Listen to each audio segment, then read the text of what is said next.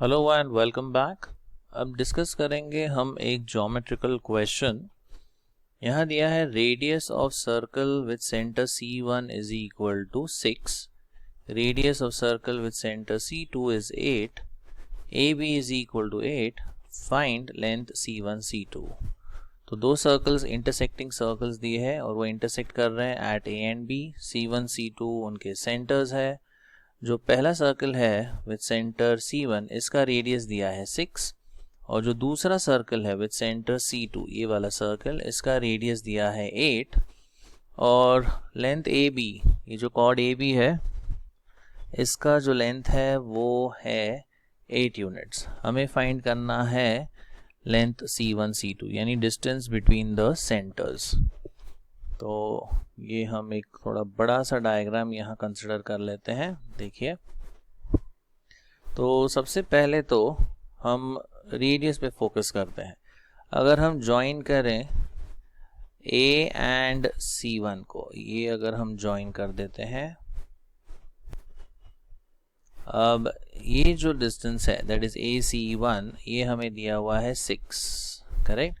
वैसे ही अगर हम B एंड C1 को ज्वाइन करते हैं, इन दोनों को अगर हम ज्वाइन करते हैं, ओके, तो ये भी 6 यूनिट्स है।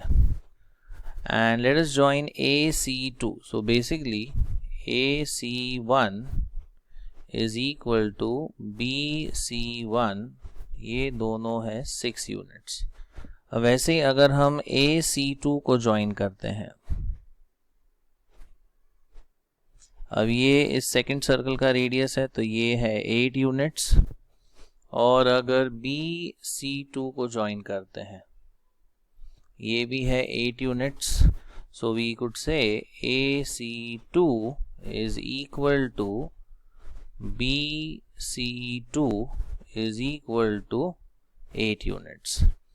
नाउ इफ यू ऑब्जर्व, तो ये जो पॉइंट है A एंड B, ओके, हम कह सकते हैं कि A and B are equidistant from C1 and C2, right. So therefore A and B, ये जो पॉइंट्स है are equidistant, means at equal distance,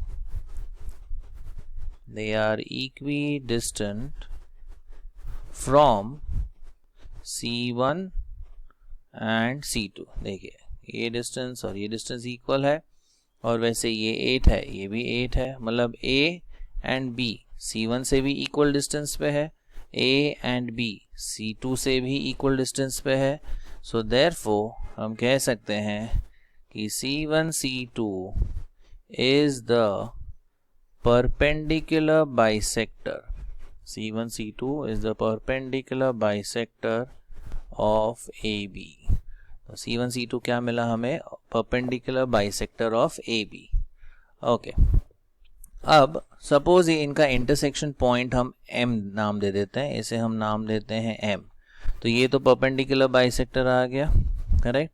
अब AB का लेंथ हमें दिया है 8, तो ये हो जाएगा 4 यूनिट्स, ये भी हो जाएगा 4 यूनिट्स, करेक्ट। बिकॉज अगर C1 C2 AB का परपेंडिकुलर बाइसेक्टर है तो ये जो लेंथ है AM will be equal to BM, right. तो अब यहाँ से हमें C1 C2 कैसे मिलेगा? देखिए, तो फर्स्ट ऑफ ऑल हम ये पाइथागोरस थ्योरम यूज कर सकते हैं ये दो ट्राइंगल्स में।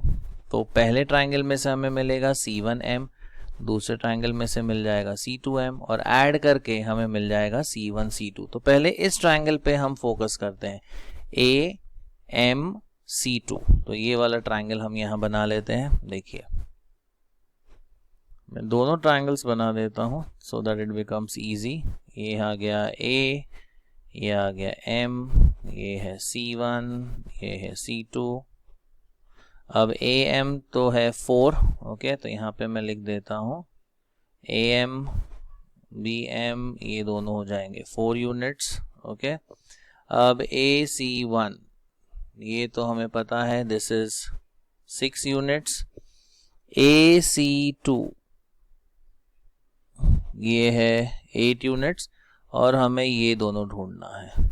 तो अगर हम ट्राइंगल लें AMC2 इस वाले ट्राइंगल में, तो पाइथागोरस AMC1 ये वाला ट्राइंगल लेते हैं पहले, AMC1 दिस वन। तो पाइथागोरस थ्योरम के हेल्प से हमें CM मिल जाएगा, C1M मिलेगा। So will get C1M equal to root of, ये आएगा 6 स्क्वायर माइनस 4 स्क्वायर, तो ये हो जाता है 36 माइनस 16। अब ये हमें मिलता है रूट 20, दैट इज 4 5 20, तो 4 का स्क्वायर रूट होता है 2, तो ये हो जाएगा 2 रूट 5। वैसे अब इस तरफ वाला ट्राइंगल लेते हैं हम, ट्राइंगल AMC2, तो यहाँ से हमें ये वाला डिस्टेंस मिल जाएगा MC2। So MC2 will be root of, ये आएगा 8 स्क्वायर माइनस 4 स्क्वायर। अब ये होता है 64 minus 16, so that is root of 48। अब 48 होता है 16 3 और 16 का स्क्वायर रूट होता है 4, सो दैट इज 4 रूट 3।